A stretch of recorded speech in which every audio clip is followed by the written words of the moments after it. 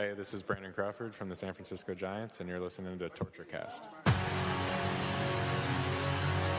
You're listening to a podcast by and for fans of the San Francisco Giants. Let's go, Giants! With hosts Willie Dills, Chad King, Ben Lee, and Eric Nathanson. Dedicated to the greatest team in Major League Baseball, the San Francisco Giants. This is Torture Cast. Standing on time, not gonna stop. We came to play, ain't slowing down. We're here to stay, and we're stomping on whatever's in our way. I'm feeling like a Giant tonight. It's Monday, October 21st, 2019, and this is episode 185 of the TortureCast, the podcast by and for fans of the San Francisco Giants. I'm your host, Chad King, and joining me today, all the way down in the South, is Eric Nathanson. How you doing, buddy? I'm wonderful. I got to turn off the air conditioning this week, and let me tell you, oh boy, it ain't as hot as I don't even have a quick Southern statement anymore. That's all but right. I got to turn off the air conditioning, so that for the first time in months. So it's good down here. You just got back from being under the sea. How was your trip? Yes, now the Little Mermaid's playing in my head. It was fantastic. Just real briefly, we took Bob Ballard's boat out, the Nautilus. We went last year, made this great discovery of all these mommy octopuses basically brooding their eggs and warm water coming from the seafloor, which geologists told me that couldn't be possible, but it was. And this time we went back to look at that place, to survey it more, leave some long-term loggers out there, temperature, oxygen, all sorts of cool stuff. It's great for science so we can understand this geologically and count more octopus, see how big this population is. And then on our second dive, we were looking for more of that stuff and corals and all that, and we came across this whale fall. Basically, a whale fall is a whale that has died in the ocean, and it eventually sinks. And it provides just this boon, this oasis of food, like a Las Vegas buffet to the deep sea, which normally has very little energy content and food falling down from above. And, marine snow, small particles and things of that nature. And so this whale gets scavenged by sharks and other predators and scavengers. And we came across it. It was probably 3 or 4 months old, which is really remarkable because most whale falls will last 50 to 100 years. But most of those, of course, are bones, right? There's nothing growing on them or eating them because they're just bones. This one still had a lot of flesh and internal organs. And we're close to Halloween. We could talk about this. It was, some people go, ooh, that's grisly. But from the science point of view, we were all stoked. We're like little kids. We streamed all of this live to the internet, every dive, 24 hours a day. We were in the water. Each dive was more than 30 hours long. So, yes, we do take shifts. We can't stay up that long. And it was an incredible experience, and we're so happy to get all the science and data. And at the very end of the dive, I was telling Eric pre-show, we actually were looking for a second site where maybe this warm water is coming out from the seafloor with maybe more octopuses with all of their eggs lined up in these warm water crevices and cracks. And sure enough, we found it in the last 45 minutes of the dive, of a 32-hour dive. And we're just over the moon about everything. It's been a once-in-a-lifetime experience. It's been stretching here for a couple of years. Going in the Alvin in March, getting to physically dive down there, just doing tons of interviews on the boat both years. I just did an interview with the Mercury News before this call or this show. And it's been wonderful. The social media impact, I was telling Eric, one of the videos that the ship posted has over 4.3 million views. So I'm hoping that maybe there's a couple of Giants fans in there that might come over to our side, give us a little bump. That would be nice. I can't even imagine something like that, but it's been well received and made a lot of media. So just real quickly, if you ever want to check it out, go on YouTube and Google Nautilus, EV Nautilus, or Monterey Bay Sanctuary, or look at their Twitter feed. Just Google Octopus Garden Whale Fall. It'll all pop up. If you haven't seen it, it has our video of us approaching it, discovering it, and all of our voices in the van going, "Oh, it's a whale fall!" And we're like children, finding Christmas presents when we find stuff like this. Some people go, it's a freaking dead whale. Who cares? Well, scientifically, it's really valuable. It's very rare. So we're totally stoked by it. amazing experience. I feel very blessed, and I'm very happy. So, but glad to be back on land now to talk about baseball, something that my marine biology brethrens don't really follow. I'm one of those weird dudes that kind of straddles a lot of different universes that I love. And sports is, of course, one of them, but I'm also a biologist. I'm working with people who don't own television sets and think sports are crude and lowbrow. What do they point all their furniture at? I know, right? Yeah, sorry, that's an old Friends joke. Yeah, no, that's a good one. That's a good one. Yeah, no, it's funny. There were literally several people on the boat, and I encounter this all the time, going, oh, I like this show. Oh, I'm missing the World Series, or I'm missing the playoffs and this stuff like that. And they go, yeah, I don't own a television, so I don't know anything about any of that stuff. And it's like, do you churn your own butter? Do you dry your clothes on a line? Like, why don't you have a television? That's just weird. I mean, even with the streaming services nowadays, having a television, everything can go up on the screen. It's not like you have to watch Netflix on the laptop anymore. Yeah. Anyway, we're back. We're here to review the League Championship Series. The World Series does start tomorrow night. And we had two completely different championship series. I myself missed everything in the NLCS while I was at sea, but I did come home in time to see, of course, Game 6 of the American League Championship Series, in which the Astros were leading 3-2. And I got a highlight here. We'll play in a bit as we talk about the game, but the Astros were winning the game. And here we go in the top of the ninth. They're up by 2 runs. It was 4-2 Astros. And DJ LeMahieu just hit a dagger into the hearts of all those Astros fans there by hitting an opposite field 2-run home run to tie it. And at that point, it really did seem to swing in the Yankees' favor. I mean, I don't know what your view was. Well, it's funny. It actually kind of played out unsurprisingly to me. I'm watching that game. I wished I had been live streaming or on somewhere, because everybody was worried about Aaron Judge coming up in that inning with a runner on base. And, oh, my God, Aaron Judge can tie the game. DJ LeMahieu was the best Yankees hitter the entire series. Clearly, yeah. And it was just like, no, I think you need to worry about – I said it out loud. My wife was sitting there watching with me. I said it out loud. I'm like, they keep talking about Judge, but LeMahieu's the guy that could poke one out to right field real quick. And sure enough, boom, he hits one. And Springer was so close to catching it. Oh, they showed that slow-mo replay. He was just an inch or two from his glove. That was like, a great effort, yeah. I wonder if he had jumped, closer to the line a little bit, had he been more in line with the ball, had he been able to catch it. But, it was one of those games where, I don't know if you saw the chatter, it was a bullpen game, and people were complaining that it's a bullpen game and this shouldn't be happening. And, there was a rain out during the series, which forced the travel day to be taken out. So they were playing 4 straight days, and they didn't set their rotations up for this. So I totally understood why it was a bullpen game. And I think what people fail to realize is when you're that late in a playoff series, every game is a bullpen game. You are going to go into your bullpen as soon as you feel that you need to. Not everybody has a Madison Bumgarner, a Steven Strasburg, or a Garrett Cole to just ride the entire time. So, even look at Game 7 in 2014. Hudson pitched, 1 2/3 innings, and he was the starter that day. So, I wasn't bothered by the bullpen game. And as we saw, it still ended up the Astros closer pitching the top of the ninth, giving up the 2-run bomb to LeMahieu. And then the bottom of the ninth, I still can't believe that Altuve was able to, after the 2 quick outs in the inning and then Springer walked, it was just like you thought it could happen, but, nah, Chapman might get it. And then Jose Altuve pulled a Travis Ishikawa. It was unbelievable.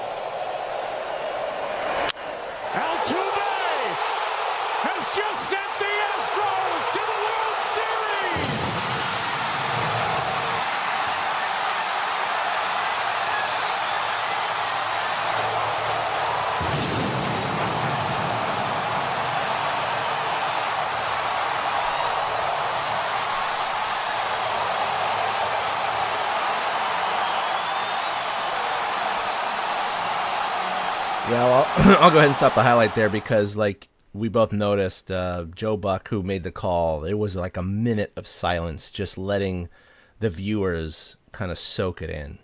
which is a good call. You don't need to start talking about everything right away. Just he made the call, sent him to the World Series, and then just let it kind of soak. So that was a good job by Joe Buck. And like you said, he pulled an Ishikawa. It's the first time since Ishikawa someone's hit a walk-off home run to clinch a championship series. So these things are rare. And like you said, Chapman comes in, and I'm thinking, look, Mariano Rivera lost to the Diamondbacks, right? I mean, they're even the greatest closers in baseball. They're not perfect. They're close to it, but they're not perfect.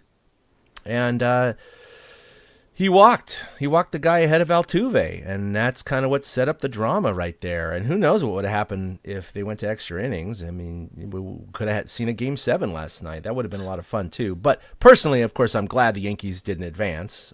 We don't want them to win 28 World Championships, so that's fine. But I love it. I love Altuve. He is just such a great little player. I mean, he's literally 5'6" or 5'7", whatever you want to believe. And he can still generate that bat swing, that swing speed. I don't understand how he does it in that little frame, but he tattooed that. I mean, that wasn't even close. That was a no-doubter. Yeah, he hit that like he knew the pitch was coming, which I suspect he kind of did. And I'm not talking sign stealing and stuff like that. Yeah. If you watch Chapman in that ninth, he got through the first two hitters. And then to Springer, he started off, Springer is a first pitch fastball kind of guy. And Chapman bared down and threw an off-speed pitch on the first pitch that Springer actually took. He didn't even swing. He started to, and then he held it, but it dropped right through the zone. And I feel like that actually took Chapman out of his game because he wasn't able to locate his fastball after that happened. Mm-hmm. And when it came time for Altuve to bat, it was, I think it was a 1-1 count when he hit it, but the only thing that was getting over the plate at that time was an off-speed pitch, which meant that Altuve could sit off-speed and just take the fastball. And having played baseball, we both know you can look fastball and you can adjust off-speed, but you cannot look off-speed and adjust fastball. It's just impossible to do. If your brain is already looking for something slower and something faster comes, you just cannot adjust fast enough to get the bat there. You literally didn't start your swing soon enough. And I think Altuve took the opposite approach. I think he was looking for the breaking pitch, and it got in that happy zone, which is like shoulder high for him. Because like you said, at his height, it's unbelievable how he can hit the ball. And he just took it out of there. And it was the perfect kind of ending for, that series. It was back and forth. It was a good series. I was not shocked that the Yankees were able to send it back to Houston. Game 5 was impressive by James Paxton of the Yankees. I didn't know he had that in him. Mm-hmm. But I do, as much as we've talked up the Nats, I feel like that was the quote-unquote World Series. Those were the two best teams in baseball slugging it out. And it's really funny to see that in this day and age of bullpenning, that the Astros are doing it with starting pitching and hitting. And the two teams that they've dispatched, the Rays and the Yankees, were bullpen-type pitching teams. And the Astros are like, nah, that might work good for 162 games, but it doesn't work good for 5 or 7 games. Yeah. So they totally earned it. They did. It's fun to watch the Astros play. There's no real hole in their lineup. And like you said, the Yankees are out. And I will fully admit, I think I hate the Yankees more than the Dodgers. And that's a product of my raising. Because I was much happier when the Yankees, not that I wasn't happy with the Dodgers. I mean, you heard us last week. But I was really happy when the Yankees got knocked out. And this is the first decade since the 1910s that the Yankees will not make the World Series. That was a crazy stat to think that they made the World Series at least one time in each decade of the 20s, 30s, 40s, 50s, 60s, 70s, 80s, 90s, and 2000s. They did not make a single World Series in the 10s. So, I mean, just that's a crazy stat. And even, they still have 27 World Championships, so they have that to hang their hat on. But, when the playoffs started, much like in previous years, you're thinking there is a possibility of a Dodgers-Yankees World Series. Oh God, shoot me, Yep. And we totally avoided that. We totally avoided that. But unfortunately, the Dodgers and the Yankees look like they're going to be good for the next couple of years, so that still could happen. But every single year we can stave that off would be fantastic. And, I've seen a few fans on social media starting to talk about the Astros like the Golden State Warriors. Like, well, I'm getting tired of the Astros winning all the time. It's like, well, they've only won one World Series. I mean, they didn't make it last year. They got knocked out. So, they're still an up-and-coming team in the sense of number of world championships. I don't mind them being there at all. I think they're a model of how you can draft and do well in the future. They're homegrown, much like the Giants were in their World Series runs. And then as far as it comes with the Nationals, I mean, this is a team that we were talking pre-show really reminds us of kind of a combination of several of the Giants World Championship teams. Certainly in 14, doing it the whole wild card approach. A little bit of 2010, the Misfits, a little bit of 2012, being down in several series and games. They were down to the Brewers in late in that game, and they had that fortuitous error by the young kid in right field, which allowed them to win that game. They were down in the series against the Dodgers. They came back and won that one. And then they went in and just swept the Cardinals. And you said, and I was gone out at sea, so I didn't know this, that the Cardinals never led at all? Not once. And in fact, they didn't get a hit from a left-handed batter until game 3. Anibal Sanchez turned back the clock in game 1. What the hell was that? That was bizarre. And it was soft tossing type stuff. He has what they call the butterfly changeup, where it just kind of floats up there. And these Cardinal hitters were swinging through it. The Cardinals got exposed as not belonging.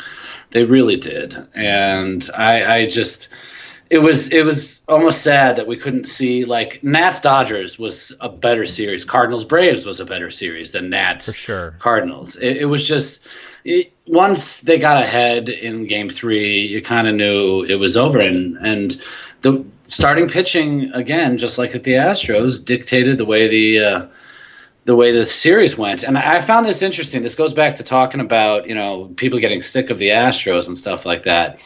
And we mentioned the Yankees didn't make the World Series this decade. Who won the most pennants this past decade, right? The most pennants? Most pennants. Not World Series, just the most pennants. Oh. The San Francisco Giants. Well, they were at 3, and they're the only ones at 3, right? Nope. No. Rangers, Cardinals, Red Sox, Royals, and Astros and Dodgers. They all won 2 pennants. 2. The Giants won 3, Gotcha. Which is just amazing. To bring it back to the Giants podcasting part of it, the Giants end the decade as the winningest playoff franchise out of any of them, which is fantastic. But they never had a series like the Nats. I guess the Tiger series was kind of like this for the Giants in 2012, where they just kind of stepped on the other team's throat and just didn't let up. Yeah. But, I mean, to see Anibal Sanchez dominate like that, and then Steven Strasburg, who to me has just been the Nats MVP of the playoffs. And I'll tell you what, you didn't miss much when it came to this series at all. It was like a foregone conclusion once the game 3, they took the lead, and then the Cardinals just looked beat. They couldn't hit the ball. The only people that could were Ozuna and Goldschmidt and Edman, this guy Edman. But other than that, it was like watching a team that's destined to get to the World Series. Now, will that continue? They've had a week off. So will that continue? It's tough to say. Only one team that has swept an LCS in this division series era, and I'm talking all the way back to 69, only one team that swept the NLCS or ALCS went on to win the World Series. Actually, I think that's just from, my bad, I think that's just from when they made it a 7-game series, so that's mid-'80s sometime. So it's 35 years, and only one team has won the World Series that swept it. So the Nats will have their work cut out for them. And it's just, they're a fun team to watch. They remind you of the Misfits in a way, because they've got like Parra in the dugout. He's got his little shark.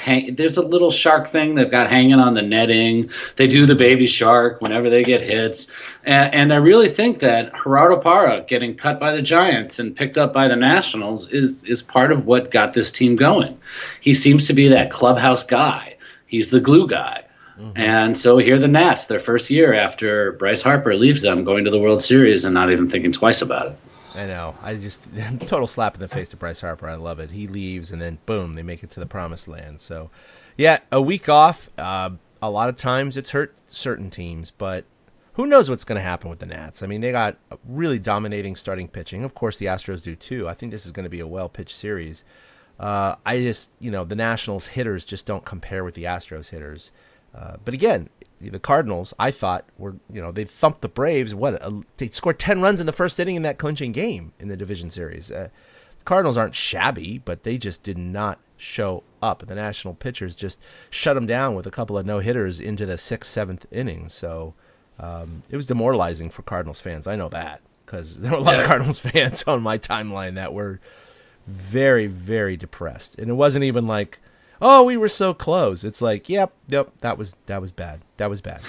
I mean, as a Giants fan, I'd be embarrassed if our team got to the NLCS and lost like that. Mm-hmm. It would kind of be like, I wish they didn't even make the playoffs at all. And Grant wrote an article on The Athletic about, is it better to make it to the NLDS and get knocked out, or is it better to just not make the playoffs at all? Yeah. And sometimes I think it's better to not make the playoffs at all because you're not left with heartbreak. No, it's true. Astros and Nationals definitely did not see that coming. Well, I think we both predicted the Astros making it to the World Series, but the Nationals, wow, that's crazy. And I'm pissed I didn't pick them to go out, the Nats to go all the way because I had Nats Braves in the LCS. Yeah, and I'm pissed that I didn't take the Nats in that one. This is the pitching matchups. Game 1, Scherzer versus Cole. Game 2, Strasburg, Verlander. Game 3, good. Corbin, Greinke. I mean, this is pitching porn. This is like, if you had a VCR, I would say set your VCR, Yeah, there's no doubt. And kind of reviewing our predictions from last weekend into the previous weeks, if you listen to episode 184, we reviewed that. We both definitely picked the Astros from day one to make it to the World Series. I had picked the Dodgers to face them. Of course, that didn't happen. And you had picked the Braves, correct? Yes. Yeah. So, but you also predicted the Nats to get to the championship series. I did not. I definitely thought that the Dodgers are going to beat them. But when we updated our predictions last week, knowing who was in, I said the Cards would win, and you were like, nope, Nats, I believe in this team. And boy, you could not have been more correct. I mean, it wasn't even a close series. Like, you saw that coming a mile away. I am surprised. I am. Yeah, I hate to be the I was right type thought process, but take it, man. Take it. Yeah, soak it I in. really did though. The way these Nats are playing, it's just some teams you just see it. They just have it, and they have it. The moment's not too big for anybody. I mean, it's like you said, similar to 2012 because they were down in the wild card game and then they were down to the Dodgers. Similar to 2010 because they're a bunch of misfits, and then similar to 2014 because the pitching is so good. And it's funny because in 2012, like I mentioned, the Tigers had a week off and the Giants had to play 7 games against the Cardinals. And I'll never forget going into the 2012 series, everybody's like, Tigers are just better, da-da-da-da-da, da-da-da-da-da. And, nobody gave the Giants credit. And then the Giants went in and just swept them. Well, like think about it. Nothing. I went to Game 1 of the World Series that year. And I remember driving up to the Caltrain station and riding the Caltrain to go meet my friends to go to that game. And the whole time I'm just thinking, this is freaking Barry Zito against Justin Verlander, because that's who they had to pitch because, Bumgarner and the others were taxed and they had to reset the rotation. They couldn't reset with number 1 like a Verlander. And I was like, okay, well, they're clearly losing this game. That's fine, but, maybe the Giants can make this a series. Just going in expecting a loss and just trying to enjoy the game, trying to enjoy the experience of a World Series, because I'd only been to one World Series game prior to that, and that was in 2002 against the Angels, and they lost that game. And so I've seen it, but it's a lot of fun. Just the atmosphere. You're on. That the whole nation is watching, and this is something that it's rare to experience. It's hard to get tickets. It's expensive. It's you have to have your team actually make it there. And then to see Pablo, of course, hit 3 bombs that game, 2 off of Verlander, and Zito doing what he did, including getting a base hit.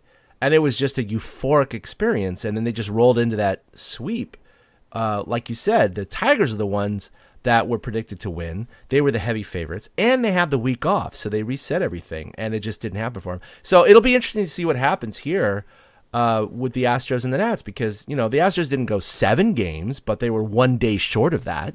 So I don't know. I mean, I would not be surprised at this point after seeing what they did against the Cards and their strength of pitching that they can reset, that they win this thing. I don't know, but I don't think the week off is going to hurt them per se because they're not the stalwart team that keeps coming back to the playoffs. I think it would hurt a veteran team more. I think a young team that hasn't experienced this before, it doesn't matter how much time you have off. I think that they're very hungry, and they're like, this is our one shot. So if you have someone like the Dodgers or even the Cardinals or now even the Astros who have a week off, maybe they roll into this going, we got this, and things don't work out. So, saying all that, who you got? I was going to say, I'm taking the Astros in 6. I think it's hard to bet against the Astros. They've shown time and again that they know. I mean, like I said, the Nats got it done, but the Astros, they had to win in different ways during their season, and we've seen it. So I think I'm sticking with the Astros, the original prediction. I think they'll win in 6. I'm going with 6 games as well with the Astros. Again, I'm saying I wouldn't be surprised if the Nats somehow pull it out in 6 or 7, but I fully expect the Astros to win. And Vegas has them at the highest odds since, I believe, 2008. So, oh, no. Yeah, it's... well, that could be the dagger in the heart, right? But, right, that's what I'm saying. But anyway, that's when God, who was 2008? That was that was Philly and Tampa. Yeah, it was Philly and Tampa. That's right. Oh no, sorry, it was 2007. It was Boston and Colorado. That was what the highest odds it's been, and of course they favored heavily with Boston. It was 240 to 100 was the Vegas odds, and of course Boston swept the Rockies 4-0. This is 235, so it's very, very close to that. So everyone expects the Astros to win. And you know what? They don't have the time off, but they've still reset fine. They got Garrett Cole going. He didn't have to pitch Game 7, so he's going Game 1, and he's been untouchable in the playoffs, and potentially a Giants suitor. But we'll see what happens there. I fully expect the Astros to win. But again, Greinke has not been good in the playoffs. He was great in the regular season. He's not been good in the playoffs. So, if they split the first 2 and then you got Greinke going Game 3 and he shits the bed again, suddenly you got the Nats up 2-1, and that becomes a problem for the Astros. So I could see that happening. Yeah, I could too. I'm not like 100% confident about my pick. I was certain. Well, last year the Red Sox seemed to have it. They were head and shoulders above everybody, and I don't feel that way. It's funny though, because the Astros won 107 games and the Nats won 93. Mm-hmm. So that's a 14-game difference.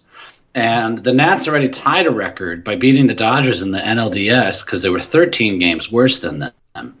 So I haven't looked at the numbers, but I wonder if this is one of the bigger disparities we've had from one team to another as far as wins by the end of the year, which still, AL was top heavy this year. So, that's kind of part of why it happened, so I don't think their records are indicative of the type of teams they are. And like we've talked about in the past, the Nats were 12 games under 500. They were 19 and 31, as I've heard over and over again on Fox or TV, wherever the hell, and they managed to come back because they keep getting those questions. When you were 19 and 31 back in May, did you see yourself standing here going to the World Series? There's not a single person that's going to say yes, but they're also not going to say no. They're just going to say, well, we dealt with adversity and da-da-da. Players are confident. Bregman was interviewed after one of the games where they won it late on the Correa homer, Game 2 in the Astros series. Uh-huh. And Ken Rosenthal's like, well, did you think you guys were going to lose the game after this happened? And Bregman's like, no, we never thought we were going to lose the game. Like, athletes are not thinking they're going to lose the game. They're thinking of how can they come back. Yeah. And it's a different perspective than when we're watching it than those guys in the game. So I think it's tough to predict on that front. The Nats could, come out like gangbusters. Who knows how they'll hit in Houston with that short porch. So, I like I said, Astros in 6. Am I confident about it? I'd say I'm at about a 60% on it. I'm with you, but we both definitely predicted the Astros at the beginning of the playoffs, and they have not shown any weaknesses thus far. We both picked them to make the series at the beginning of the year. Yeah, at the beginning of the year, exactly. All right, so we're going to wrap up the podcast here talking about a few things. One of them, of course, is the Giants' managerial search. It's expanded quite a bit. This is the rumor mill so far. More recently, it's been Mike Matheny coming out of the woodwork. And it's funny because I actually, even before this whole manager search started with his connections with the Giants, I thought he was a prime candidate, but hadn't heard anything about it. And sure enough, here he is. Will Venable, Astros bench coach Joe Espada, Rays bench coach Matt Cotaro, Gabe Kapler, of course, and we'll talk about him in a second. Mark Kotze, the A's quality control coach, Royals quality control and catching coach, Pedro Griffel. I might be murdering some of these names. And of course, Wotus and Henry Mullins, among a few others here and there. So they're casting their net wide, and there are definitely some interesting choices here. Certainly younger guys, some without any managerial experience in the past, some with some. And I think that kind of plays to Farhan's strengths. He doesn't want necessarily a retread. And, you know, Mike Matheny and others could be a retread. Bob Guerin, of course, was mentioned before, but I don't think he's a serious candidate at this point. I don't know. So there's some issues, of course, with Gabe Kapler that have come to light, which you had posted earlier this week. But do you have any comments about that, or do you have any, early betting lines on who might be emerging out of this crowd? Just touching on Kepler for a moment, apparently an article came out before this season started about how there was sexual assaults in the Dodgers system, and Kepler just did not handle it well, so much as far as he didn't contact authorities, and he tried to arrange a sit-down between the players that were being accused and the girl that was accusing them. And so basically he just did not handle it well. And so there was still investigations. Farhan was there at that time, and I got the question from multiple people: what did Farhan know, and when did he know it? Which is a pervasive question in our society today. And I don't know the answer to that, but I have to think that the Giants did their due diligence when they hired Farhan, so this shouldn't be a concern when it comes to him. Do I think it disqualifies Kapler? Yeah, I don't think the Giants fan base wants him. You mentioned retreads, though. Matheny is kind of one. There's also talk that Kansas City might be looking into him because I know he's been working with them the last couple of years. I'm worried that Wotus and Mullins were just cursory interviews. And, like I was reading Hank Schulman right before we came on, and he talked about Will Venable getting the Max and Molly's kid, getting the interview. He's only 37 years old, and he's been the first base coach with the Cubs the last 2 seasons. Kotze is another name that I've heard really pushed to the front.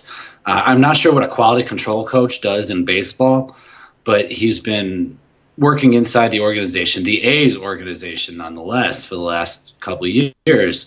So I think that's in his favor. And from what I read, Kotze has gotten a follow-up on the phone, but nobody has come in for a second interview just yet. Yeah. So I think they're narrowing it down right now. And over the next week or so, they'll be talking to certain candidates a second time. And if I'm a betting man, which I am, I would have taken Kapler out of the gate, but I'm leaning Kotze at this point. Yeah, leaning Kotze, huh? Yeah. Interesting. Yeah, no, he's got a lot of traction for sure. And the bottom line is we don't really know any of these names, which one of them will make good managers. Everybody, gets their chance at some point. Dave Roberts never managed, in the big leagues before the Dodgers hired him. Aaron Boone of the Yankees. A.J. Hinch is a retread in Houston. He was actually with the Diamondbacks first. But there's a lot of Joey Cora in Boston. There's a lot of first-time managers that can get the job done. So I'm not dead set on, we got to find somebody who knows what he's doing or anything like that. I think what the Giants need is somebody who works well with the front office and can then also relate to players. And it's tough to replace a legend. So I think they're trying to be extra careful with the way they do this. And, I don't have a favorite personally. I just think Kotze is probably, from what I've read, the leader in the clubhouse. Yeah, no, I kind of agree with you on that one. Kotze's been getting a lot of pub there. So I think the recent emergence of Matheny is possible. I think in the previous not managerial, but executive guys, he probably would have been the leading candidate. But with Farhan, again, staying away from guys who've already managed, going with new guys who believe in the analytics a little bit more, and of course, ones he's had a relationship with or at least connected to a previous organization. I think that, that's probably a good call. So we'll see what happens there. Well, I mean, that then brings the question I was going to say real quick before we move on. The one thing we're not talking about is the GM search. And right. I haven't heard anything about it. All I hear is managerial candidates. And it makes me wonder, though, if they're kind of talking to two of these guys in tandem, and they might put one in the front office and one on the field. It's quite possible. It's going to be a very interesting offseason for the Giants. There's no doubt about it. And speaking of, just wrapping up kind of the Arizona Fall League, Joey Bart, I think we talked about it last time. He broke his finger on the pitch, so he's out for the fall season. He's going to be fine. It was a non-surgical healing. He'll be fine for spring training. Helio Ramos is hitting under 200 in the Arizona Fall League, but Giants officials are saying he's better than what his stats indicate. So we'll see how that develops, but not too much of a focus on this kind of stuff right now. It's it's Arizona Fall League. I'm not too worried about it. Yeah, and Ramos does seem to fluctuate at times. Yeah. He's I don't want to say maybe he is. He's a streaky hitter in a sense. Bart, you just feel bad for the guy because every time he starts getting going, Jesus Christ. He runs into something, and there's nothing, there's nothing to do about it. You can't prevent your finger from getting hit by a pitch, short of diving away, at the speed of the Flash. So, like you said, there's not much coming out of that just yet. We'll have more Giants news as the offseason rolls on. Absolutely. We also had CC Sabathia announce his retirement from baseball today with a nice post. Kind of that was expected. He's a Bay Area native from Vallejo, so sad to see him go. But these guys move on. That's fine. And then kind of a sad note this week: Major League Baseball umpire Eric Cooper died at the age of 52. He just did the ALDS between the Yankees and the Twins 2 weeks ago. And in fact, he was doing second base when the Yankees clinched in Game 3. Apparently, he had knee surgery and was recuperating at his dad's home, and he had a blood clot, and that killed him. So, real sad because this is like a routine surgery, and there is a small percentage of people who develop blood clots. That's why they're on blood thinners.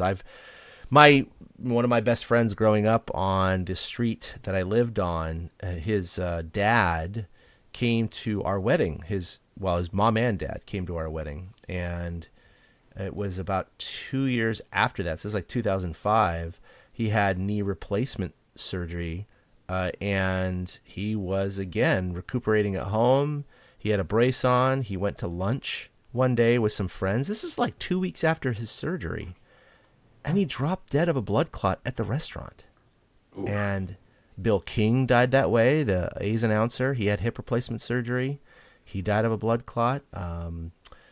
Pete, I'm forgetting his name. He was a very popular ABC newscaster here.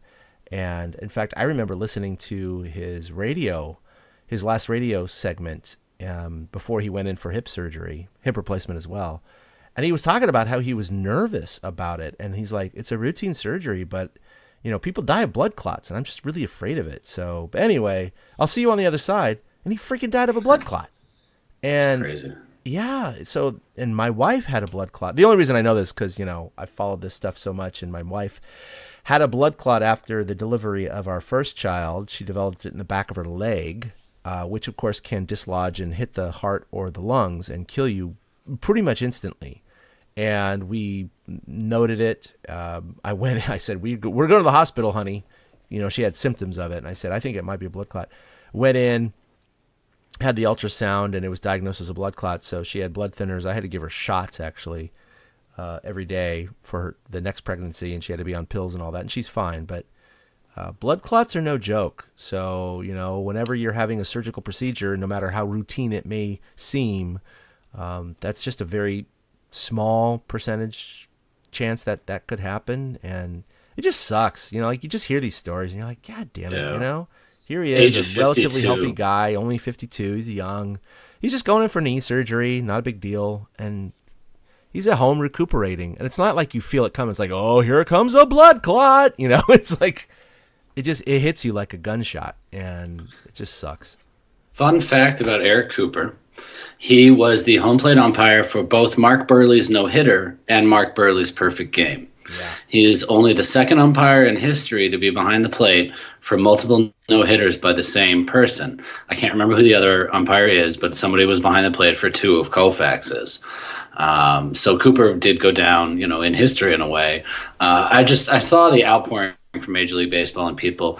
Cooper was, I know umpires a little better than most people do because that's been my business for a long time. And like on site, I can, as soon as he makes a call, oh yeah, that's Coop. You know what I mean? Like they cut to the first base umpire. I'm like, Phil Cuzzy's at first today. Like I know this crap like the back of my hand.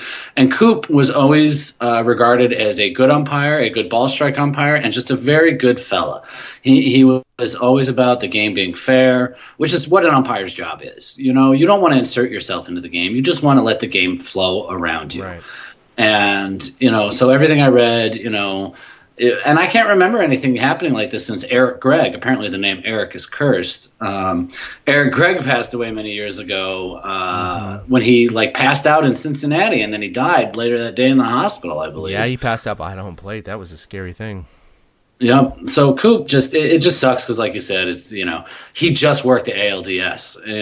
You have to wonder if he was possibly up for the World Series nod, because umpires can work one series in the playoffs, the LDS, and then the World Series. But if you're working the League Championship Series, you're not working the World Series. Right. And it's funny, in the American League, Jeff Nelson was the crew chief and home plate umpire in Game 3 of the Astros series, and he took a ball off his face, and he had to leave, ended up with a concussion, and somebody else came in and took over as crew chief for the rest of the series. And it sucks for Jeff Nelson because now it's not like he's going to go on and umpire the World Series. He reached his pinnacle for this year. So when it comes to Coop, it was, it was just sad. It's sad anytime somebody dies at that young of an age, especially with something like you said. Not necessarily that it could be prevented. It could have been, but just something that is so small could get any of us at any time. So it's just, Well, he also worked the 14 World Series between the Royals and the Giants, which is interesting. He also did 10 Division Series, 4 League Championship Series, and the 2005 All-Star Game, and 2 World Baseball Classics, like you said. 3 no-hitters, 2 by Mark Burley, and then 1 by Hideo Nomo. And he also worked the plate in the final game in the career of Cal Ripken Jr.